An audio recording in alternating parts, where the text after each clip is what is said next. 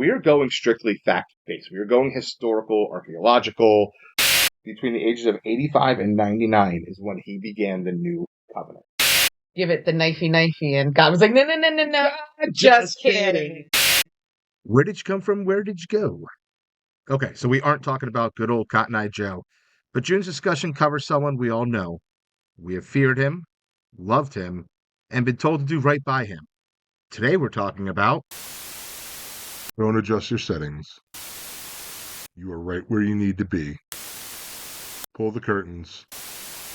Lock the doors. They can't know. They don't want you knowing. So pull up a chair and prepare. The Conclave is now in session. Hey, everybody, and welcome back to the Conclave.Podcast. We have new equipment. We have new software. We should be done with all the technical difficulties, and it should look like normal, if not better, now. And if it's not, and you're hearing just voices again, and there's no video, understand that I'm throwing things off of a bridge as we speak. Podcast done. No, I'm not going to do that far. This is too much fun. I'm not going to go that far.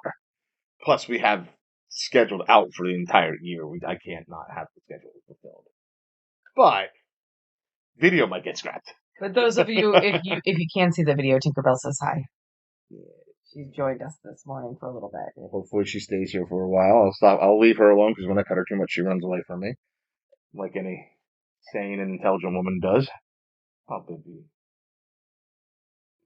I'm gonna move that off the table. You're probably gonna lose that in editing, but my phone vibrated the whole gosh darn table. Oh, there we go, Bubba. So, adulting sucks.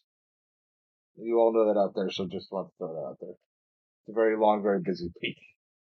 So, let's get into it, because in all honesty, I'm looking forward to this. I've been having so much fun researching this, and the fact that I'm gonna piss off. Yeah, you're just so a contrarian. Many people. You're just enjoying this for the fact that you get to piss off everyone. Well, it's not just the contrarian; it's the historian in me. Like, it hasn't been since high school that I've probably done a historical deep dive, and I forgot how much I love it.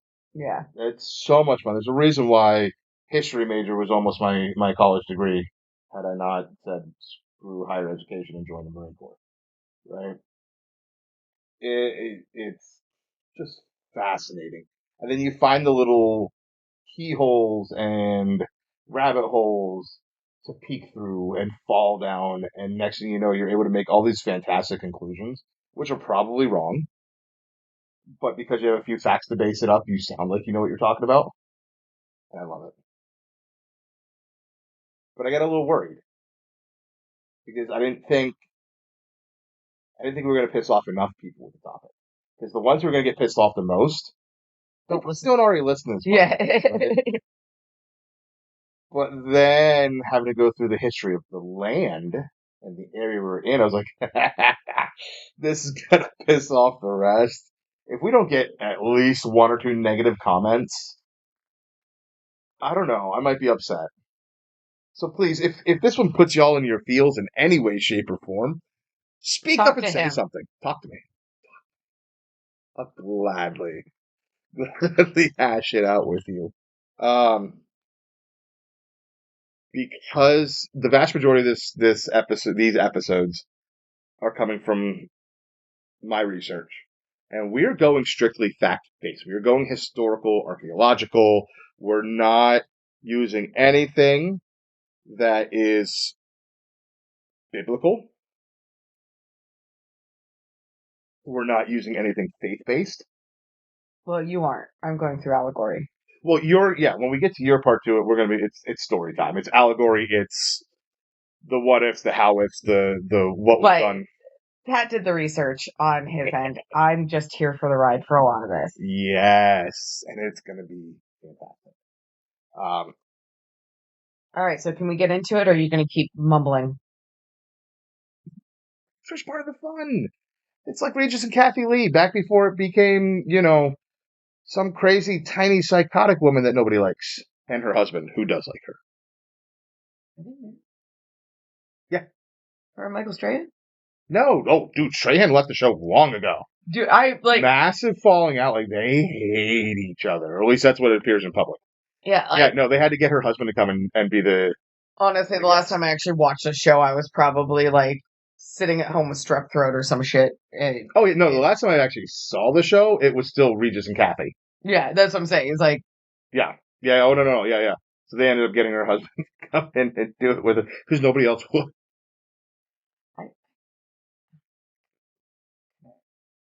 Seems like she might be alive. She does seem like she might be alive. But it's also very cute because they met on what was it All My Children? I think it was All My Children. And their love story, if I understand it, I was young when this was going on. This is mom watching it. My mom was never in All My Children. No. Mine. It was Days in General. That was her. That was her main. There's one other one she watched, but I can't remember what it was. She's fantasy. Young and the Restless. No. Those are the three my mom watched. Yeah. Anyway, they met and they started like their characters met, fell in love, got married. While that was going on, they fell in love and got married. Very sweet. But then when she took over for Kathy Lee, it's like, ooh, buddy, ooh, that's a problem. And yeah. I mean, I feel like Regis and Kathy Lee were so iconic too that it's really a tough act to follow. It really is. Yeah.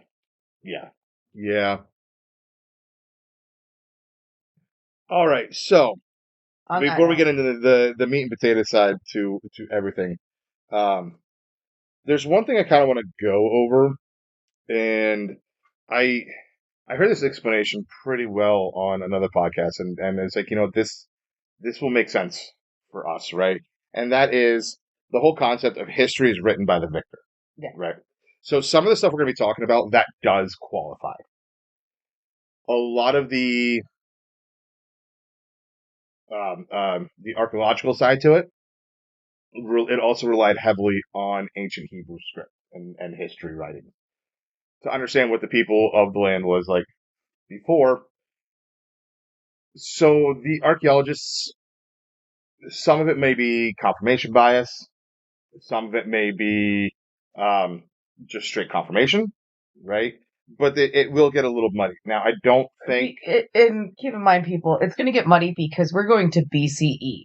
We're going as far back as we have any kind of archaeological. We're going to touch briefly 10,000 years ago. Yeah, like we're going back.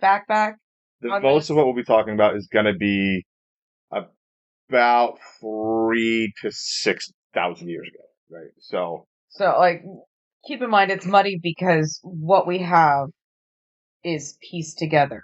Yes. By what we can find.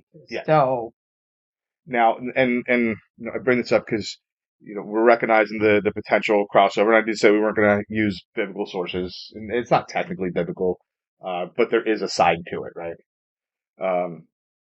The nice thing is as history has moved forward, and we're in our modern age, I would say probably as far back as the Revolutionary War, maybe even a little bit further. Maybe we could probably go, a touch into the 1600s. It's kind of hard to tell. I think this problem started getting solved when written word was more common than not, right?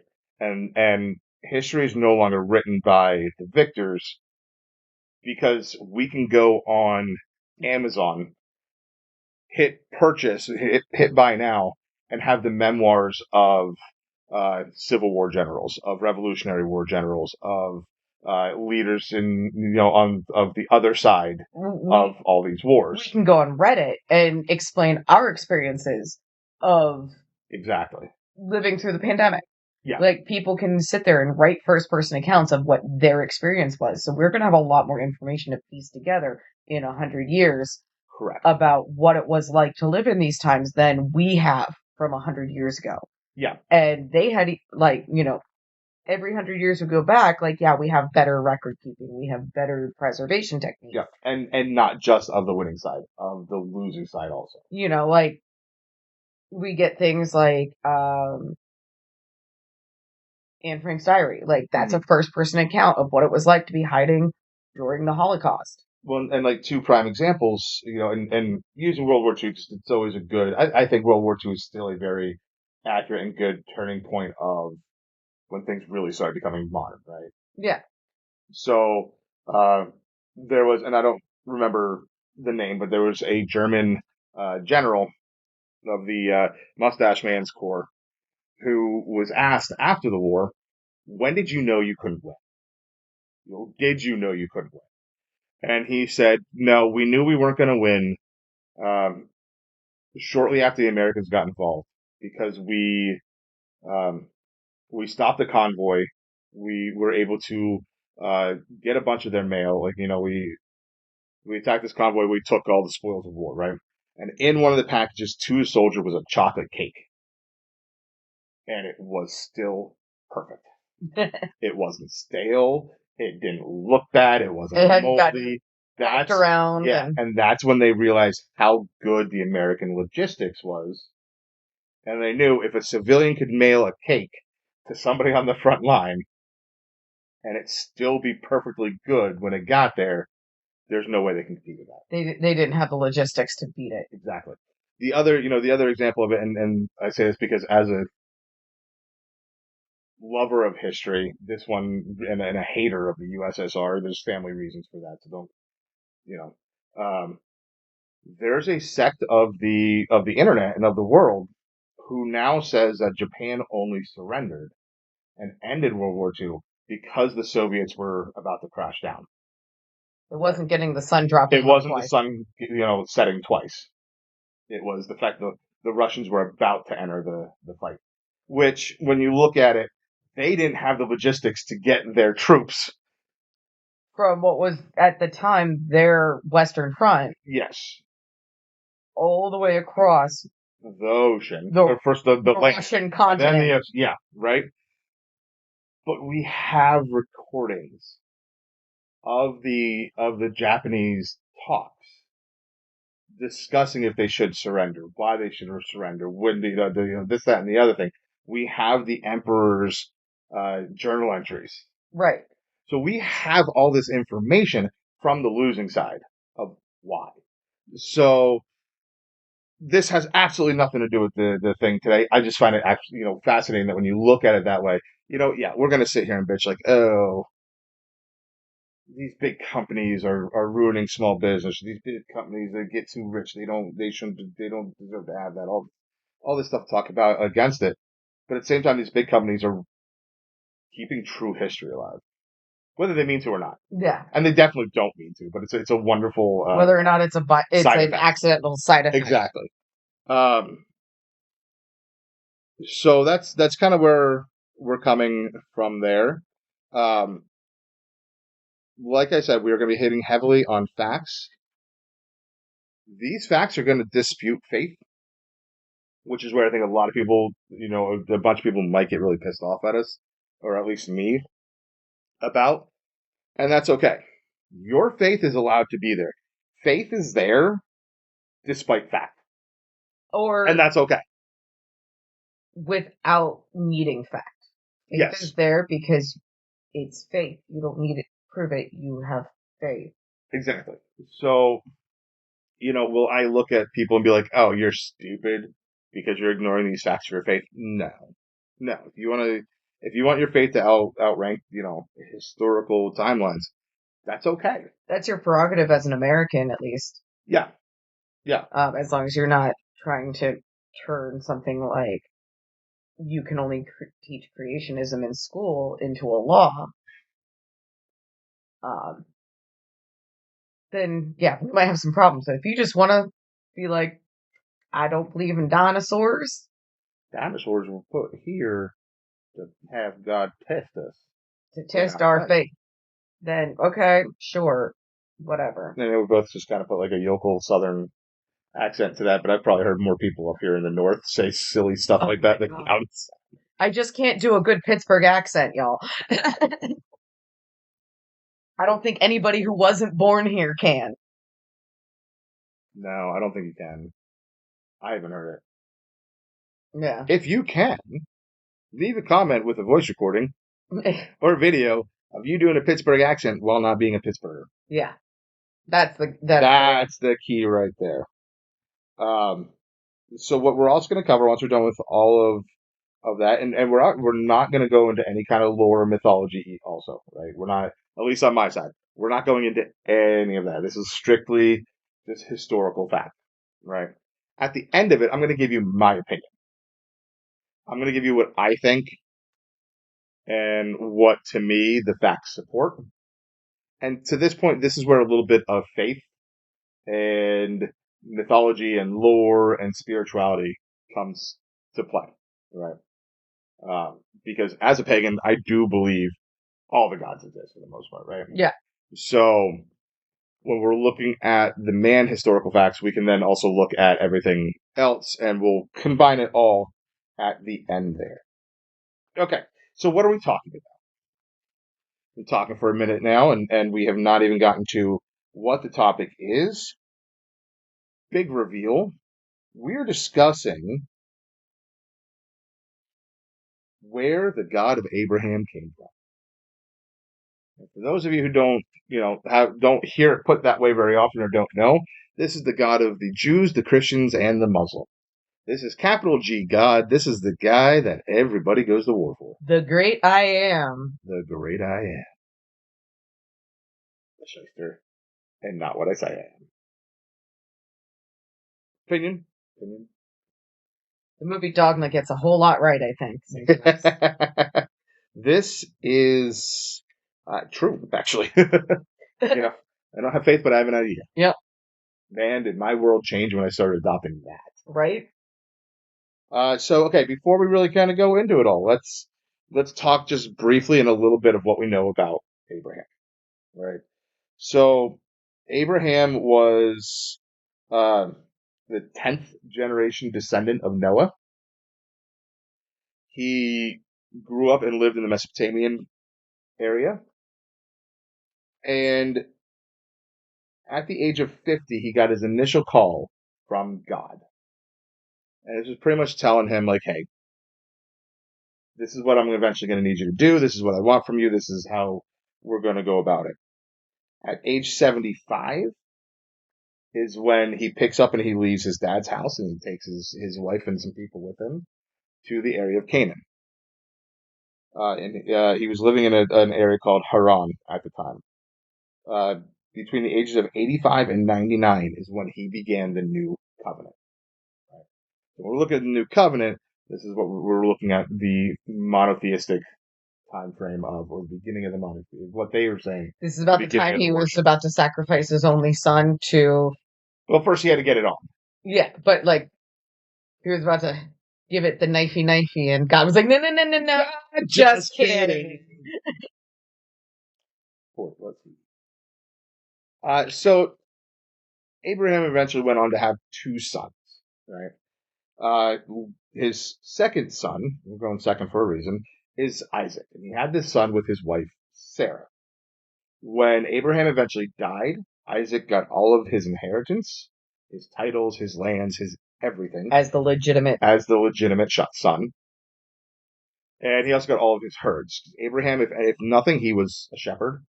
He was not necessarily like a local politician, but he was kind of like an elder.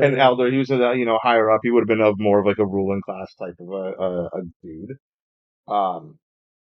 And Isaac is where the Jewish and Christian religions eventually come from. Okay. Now, before he got his son with Sarah, he got on with Sarah's handmaiden, Hagar. She got pregnant. She had a son. And that son is Ishmael. Now, when Abraham died, Ishmael was not like just shut it off to the side, right? I mean, he was to a degree. He went chasing white whales? He did. He went after that white whale. Sorry. Different famous literature. Did you say it was a big dick? I like a sea shanty. Oh. So he wasn't seen as the legitimate son. He wasn't, right? It was an I mean, affair. this It is was very from a- common in any culture that had polygamy. Yeah. Was you had your main wife or your head concubine or whatever, and any progeny from that would be the quote unquote legitimate heir, or you would name a legitimate heir, and then any other children would be, secondary, lower class, get less in inheritance, etc. So I don't necessarily believe this was a polygamous type situation. Abraham was promised by God offsprings and family as numerous as the stars, right?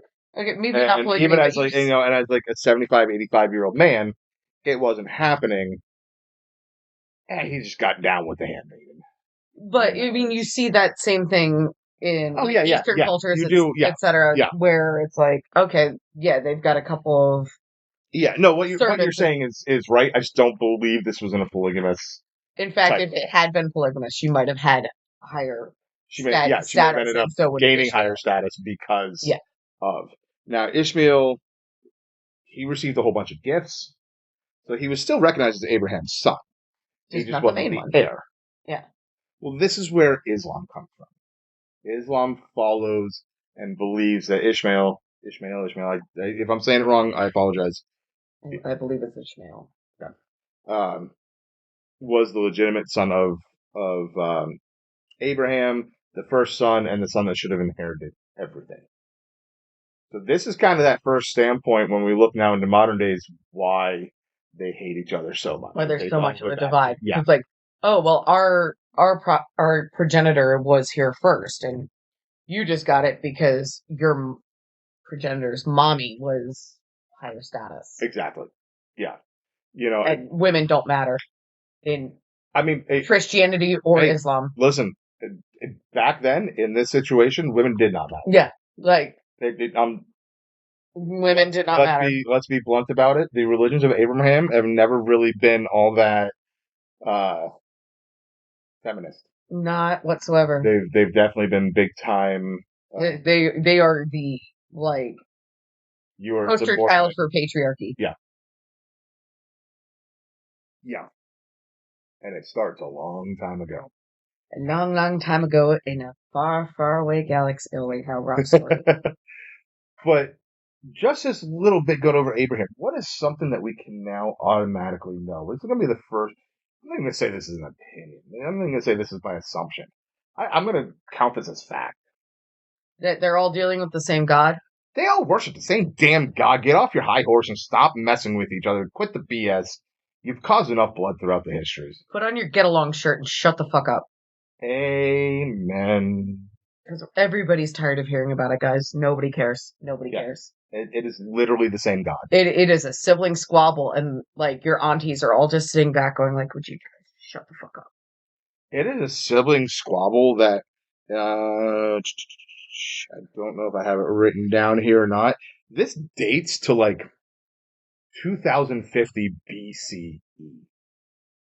4,000 years ago.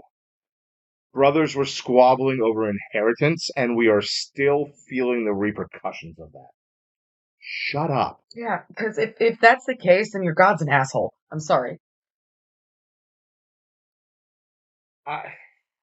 Show me the lie.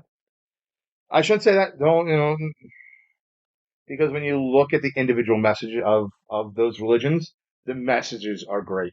It's the earthly human assholes who've been worshiping this God for 4,000 years. Yeah, and if he was so all powerful, he would put them in their get-along shirt and tell them to shut the fuck up.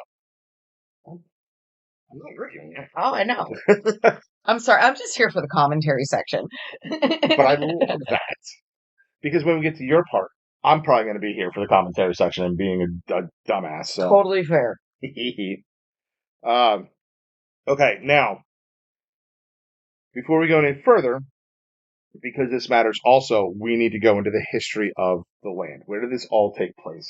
Who were the people there? And I'm not going to lie, this is going to piss off the rest of you. Those of you who are not of an Abrahamic faith that aren't going to get pissed off at the fact that we're breaking him down and showing where he really came from, that's going to piss them off. This other section is going to piss off a whole bunch of other people. It's history, it's facts. Facts might hurt your feelings. I apologize, but still, like, build a bridge. I'm gonna walk over it. Okay. So this all took place in the land of Levant. Right. Now, Levant roughly translates to rising sun. So this is the first instance where we see like the far east being referenced as the land of the rising sun. Right. I always assumed and thought that was Asia. Seeing as Japan calls itself that. Yeah. Yeah. But when we trace it back, this was one of the first instances where this is being referred to. Now, this is not what it was called. Like, it wasn't called Levant back in the day. This is a modern or quasi-modern term to explain the region, right? Levant existed as like a pretty much put together area from about 8,000 BCE to 332 BCE, right? We're going to be speaking specifically of Canaan. Canaan was the southernmost region of it, right? They were around from about 3000 BCE to 1150 BCE. Right? Canaan was named after Noah's grandson, who was sent out to settle that area and kind of took it over. Towards the end, the people of the area were called the Perizzites, the Hittites, and the Hivites. Right? Now, when they start getting referred to as these kind of people and the people of these names, now we'll be talking about the time when the Israelites have exited Egypt, spent their 40 years in the desert, and are now coming back into the area as a conquering force. Where is Levant on modern day standards? Levant takes up Lebanon, Syria, excuse me, Jordan, Israel, and Palestine. With parts of Turkey. And extended out to Cyprus and Egypt. Egypt wasn't a part of it. There's some, borders change over. There's some border change, but there's, I'm going to say Egypt is kind of touched by it, mostly when the Israelites leave Canaan and move to Israel. Cyprus, it seems like it is more of some of the people would go there. There was like some cultural exchange kind of cultural exchange. It was a vacation site. There might have been settlements, but Syria or Cyprus wasn't an actual part of it. Gotcha. Right? But the influence of the area touched it. So the land there was initially inhabited by the Phoenicians and the Philistines, which this is really kind of cool because, growing up in the Abrahamic faiths, you hear the names of these people, right? But it's all just kind of like casually mentioned, like, oh, the Philistines were there, the Philistines, Yeah. Now it's like, all right, cool, there's actual some historical context to it. So what happened to Levant?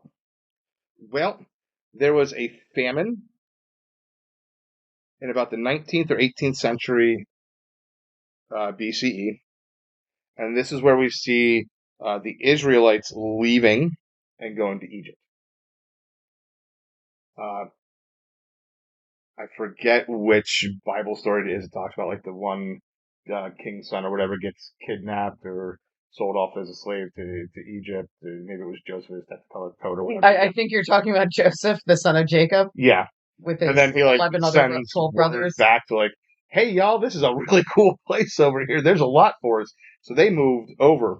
And I will say the story of the Israelites being slaves and beaten and killed and all this stuff, no. Exaggerated. Way exaggerated. Made a good Charlton Heston movie. Made a great Charlton Heston movie.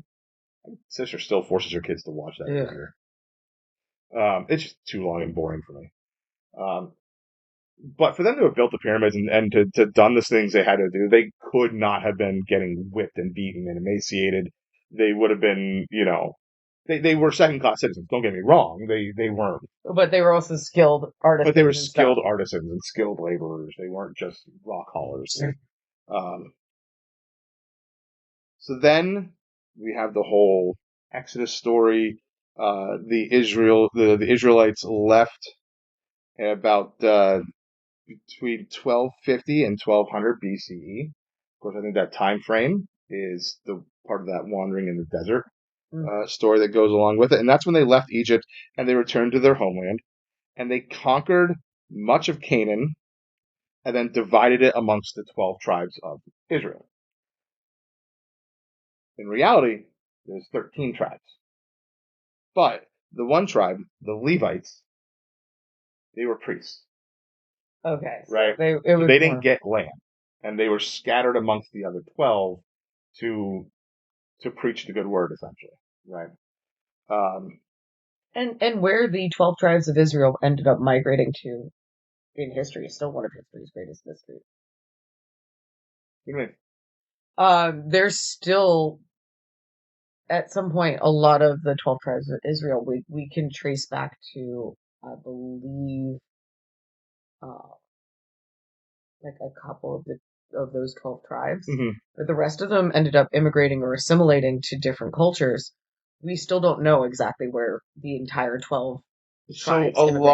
lot of what that was is eventually the 12 tribes had they had their own little areas. They all melted into just one giant. So that's gonna be that first kind of stage to it. We're gonna talk about the second stage to it. That's when Rome gets into effect. But yeah, and then from there they Yeah, like where they all kind of scatter or get assimilated into different, regional cultures, etc. Yeah. Other Yeah. takeovers. And the 13 tribes were 13 descendants of Jacob. The 13 brothers. The 13. No, it wasn't. It wasn't necessarily. It was like brothers and nephews or sons. Yeah, but like they were all named after like it was all. Yeah, it was one all of Jacob's sons, families. basically. Yeah. Like the Levites were Levi's. Oh yeah. The names of the tribes. Yeah. One of those tribes being Judah, which is where we then get the line of David, and then Jesus. That one kind of is the main one that took over for the most part. When they all merge together, you see that's kind of the tribe that. If you've ever tried to read like the Old Testament, there is an entire book that's just like, and so begot so and so begot so and so and so and so begot so and so and so. And that's why I never finished the Bible. I got that section every time. They're like, ugh. Oh my god, it hurts so bad. So yeah, that's what we're condensing that part hardcore into this. Yes. Now, who was Jacob the son of? Isaac. Isaac. He was son of Isaac, so therefore he was a grandson, direct descendant of Abraham. Great grandson of Noah. Yep. Several greats. Yep. So from that point in time, the area just kind of lives as the area until about the 6th century, year 6 current era, right? And this is when Rome came to the area. Yay, Rome. Which I'm going to point this out. Boy, that sure goes against the Bible. Why? Well, okay, so let's pause from the history for a second and jump to the Bible. When was Jesus born? 0. Why was he born in the manger? Because he had to go for a census. A census called by who? King Herod.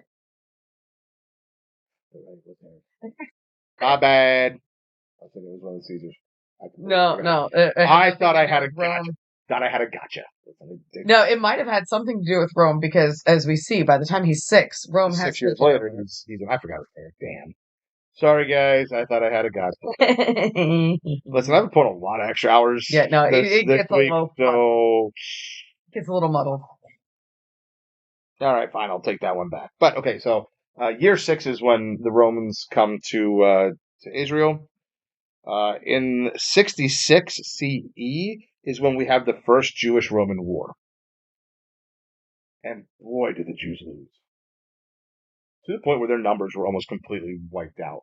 And it took until 132. So what, 60 Literally, 60 years later? yeah, 66 years later, like double the 32, 66, 132. Like it's yeah. like double. Yeah. It took that long for them to have a population large enough to attempt their freedom again. So, and they did. They, for a brief period of time, they pushed the Romans back, and they had their own independent Jewish state again. However, in 130, between 135 and 136 current era, the revolt was squashed. The Jewish population was once again decimated, and the vast majority of them fled. And that's when we see the Jewish people leaving the region. Almost for good. For a very long time. Very, very long time.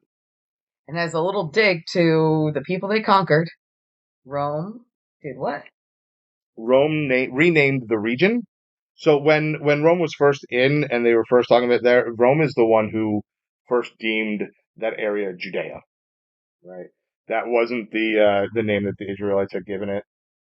So they came in and named it Judea, and then once they were able to get rid of all of the Jews, they changed the name to Palestina, aka Palestine.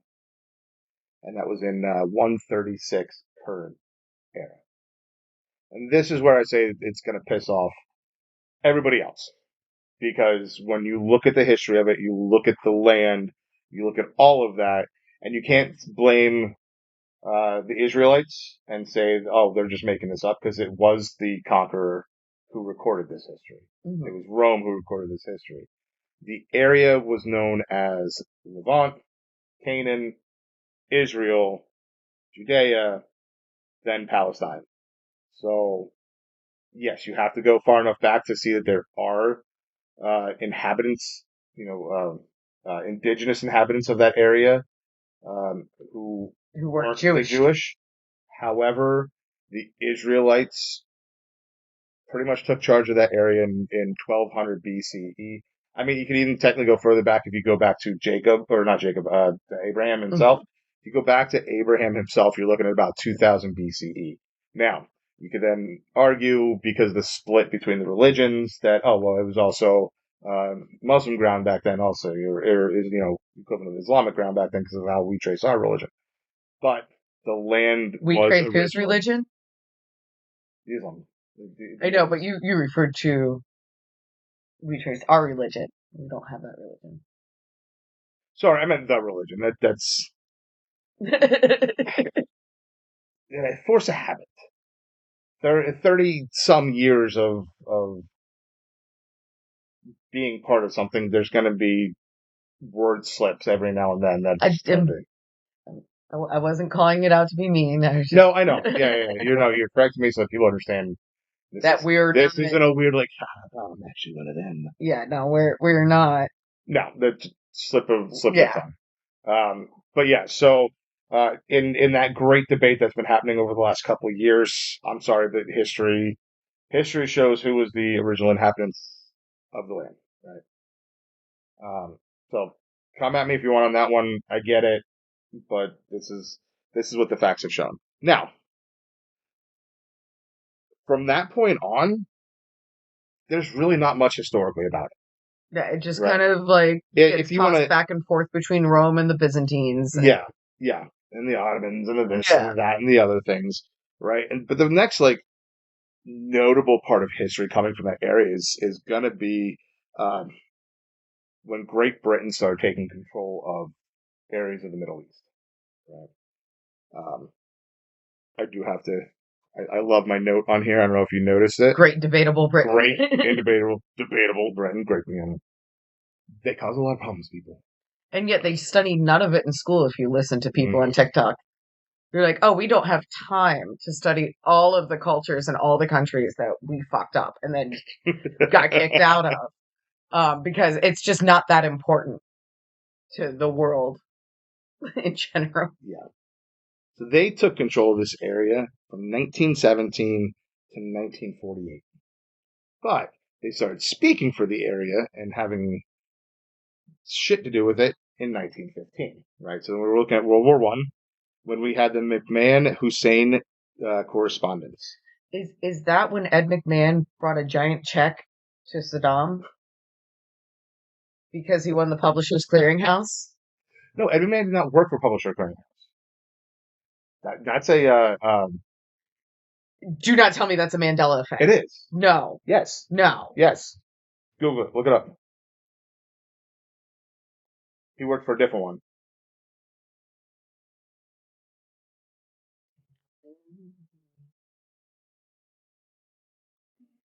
Work for PCH. No. No, this is lying to me. This is anti-giveaway propaganda. It's being written by people who don't want us to have money. Yeah. How's that one for you? Oh, I hate you so much, right? I would have told you about that one long ago, but you get really annoyed when I bring up Mandela effects. Because I know what I know. Pikachu's tail is black. Just saying. Where are you on that one? I don't think I read that. The I tip don't is think black, I ever the tip paid is not. attention. Yeah. I didn't watch it all that much, but I'm assuming it was that. Yeah, I don't know. Like, My guess on that one is there's like a knockoff toy. my whole experience with Pikachu was on a original Game Boy, so everything was black and white. Like, I didn't. It's like black and green. Yeah, black and whatever the screen was, whatever that color goes. So like I don't have a reference point That's because fair. I didn't have cable, so I couldn't watch the TV show. So I just don't have a reference point for what Pikachu's tail should have been, or would have been, or was supposed to be. Bernstein or Bernstein? Bernstein. Agreed. Those the Bernstein Bears. Mm-hmm. Anywho, so Now that we're done tripping down, done whatever. tripping. God damn it, Ed McMahon. Oh, I don't. it's like America's Best or something like that is what they said it was. Like he did give out the big checks. He did do the Just remember sweepstakes. Publishers Clearinghouse on every fucking Super Bowl Sunday. Like, I refuse to leave that one for real. Sorry. Yeah. No, I honestly I don't. It's the same with the Fruit of the Loom. Like people have found vintage Fruit of the Loom clothing with the cornucopia on it. Yeah. But the company says we've never had the cornucopia. Mm-hmm. I think it's all. But there's a theory out there that these Mandela effects are actually government psyops to see If they can gaslight us into whatever. Yes, to see how far and on what they can gaslight us into believing. Honestly, that makes a little more sense than CERN. Yeah, but the nerd in me really kind of hopes it's CERN. I kind of do also hope it's like that. It gives me like my sci-fi kick. So, okay, sorry. All right, so Great Britain in the McMahon-Hussein correspondence, McMahon pretty much said, "Hey, in exchange for helping us in the war, we will promise large areas of land to Arab leaders." Right? These leaders assumed that this would include Israel/Palestine. Right? And that's how I'm going to kind of refer to the country now moving forward: Israel-Palestine. Right? Combination of the two, same landmass area. Okay. In 1916, there was a secret treaty called the Sykes-Picot Agreement. Right? This is between France and Great Britain. And let's just give the biggest eye roll when we talk about those two teaming up on anything. And they divided the Middle East into spheres of influence. And they marked Israel and Palestine for international administration. So they wanted to keep it for themselves, essentially. Yeah. In 1917... Sounds about British. But you can come to the museum and pay us, and we'll let you see your things. So in 1917, we have the Balfour Declaration, and this established an official support for a national home for the Jewish people. Most of the people that did this and agreed to it all assumed they were talking about the Israel and Palestine areas. In 1947, this Jewish homeland was created. 1948 was when the UN votes in Israel's statehood. making it a sovereign nation and ending Great Britain's mandating of the region. So what have we learned here? This area has been a problem for a very long time. Mm-hmm. It has changed hands numerous times, usually through misleading policy and bloody hands. As most land is. Yeah, but we can't point out to most land dating back 3,000 Well, years. yeah, most are in with what an the active cradle chain of of- life. Yeah. You know. Yeah. So, again, knock it off. Grow up. Let's talk about it. Good Lord.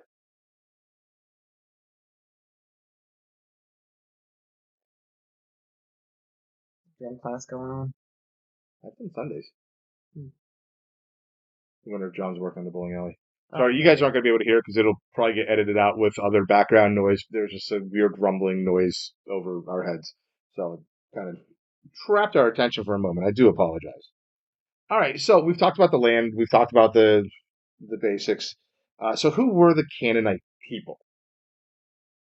All right, this is where we touch with iffy history. This is where they, had to use some of the ancient Hebrew records to try to plumb out the understanding of who these people really are.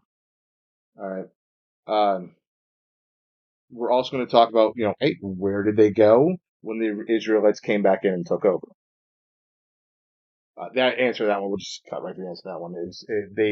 Some of them assimilated, most of them merged back out into other regions, Mesopotamia, Egypt, Greece. They just kind of dispersed amongst and found different and better places to live. Some of them just went to the more northern part of the Levant area. Yeah. Right? They probably wouldn't have had to go too far for a lot of them because, like you said, Canaanite is just that small little area. All right. So the Canaanite people, they did have a religion. They were a polytheistic. They're much like most religions at the time and most cultures at the time. They had a pantheon of gods that they worshipped, and the worship of their religion began in about 3000, BCE. They were based around agricultural cycles of fertility, cycles of death and rebirth, and loyalty to city-states. And that part's going to come in fairly important here in just a little bit.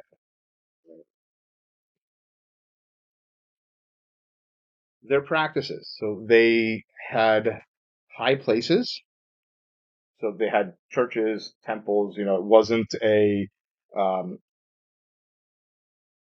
like a standard what we would think of pagan kind of worship where you're out in nature. They had their buildings and their places that they went to. They venerated the dead. They were heavily influenced by Mesopotamian and Egyptian religions. And they practiced complex rituals and sacrifices. A little bit of a trigger warning here. Cut ahead, 30 seconds or so if you're a little easily gotten to, okay? These sacrifices did include animals. As was one. Which in every religion at the time, pretty much. This carries forward. This explains, like you were talking about with Abraham and his first son, right? Because when God's like, no, don't do that, he slaughtered a goat instead. However, it also explains the initial request for sacrifice and why Abraham was so okay. That sacrificing a child would not be. So human sacrificing was commonplace. And we're not just talking human sacrifice. We're talking humans of the very, very, very young variety. How do we know this? Archaeologists have found a lot of unalived infants between the ages of 1 and 2 months old. The number of found greatly outpaces the infant mortality rate of the time. So this is what gives archaeologists and historians the realization of these were sacrifices because it was just the amount was too big to explain away by like natural deaths. Yeah, because if there were something like a plague, you would see equal amounts of adults. Correct. Maybe a higher rate of infants, obviously, because of their immune systems not being fully developed. But you would also see an increase in adults that are dying, in pubescence. Well, and they're also able to gauge it of, okay, even if there's nothing like that going on, we know, based on findings in all regions, babies of this age had this much chance of surviving. Kids of this age had this much chance of surviving, so on and so forth, right? So it just big outpacing of that age range. General regional. Yeah. So this marks the Canaanites as one of the few cultures that I've been able to find and research and know about who have proven human sacrifices. I know we discussed this last year. I'm going to reiterate it. There are a lot of cultures out there where it's assumed human sacrifices, but there's no proof to it. Example, in Ireland, there's assumed human sacrifices because of bog bodies, which was maybe not the most ideal burial, but it happened, right? But they don't know the context of it. They don't know if this person was a prisoner. He might have been a rapist and a murderer and that was execution for crimes, right? They don't know. It could have been sacrifice. Is there anything in the religious context that I've ever seen calling for any kind of human sacrifice? No. The other side to it is, at the end of battles, it was commonplace to take your foe's head and kind of hang it for display. It's a trophy. War trophies are still a thing. Mm-hmm. That doesn't mean that it was a sacrifice. Yeah, and they've walked that back, but that used to be seen as an example of human sacrifice. It's not, right? So they've walked back some. They haven't been able to walk back others. Until you can show actual proof, then I don't think we can say for definite that this is human sacrifice, right? But because of the comparison and the ratio to the mortality rate, that shows a historical and a scientific reason for belief of, right? There's probably something to do with the location of where the bodies were found too. If they were found near temples, etc., it increases the likelihood that this was something ritualistic versus just a burial site. And there was, cremation involved in it and intricacy of urns and stuff like that. So all that kind of went together. But it was that mortality rate that really kind of solidified to them.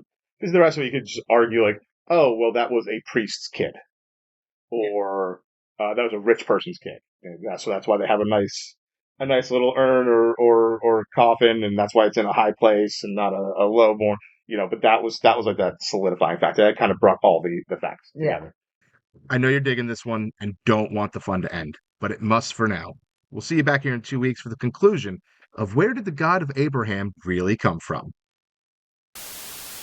It's on you now. You have the knowledge. Do with it as you will. Until next time, the conclave has concluded.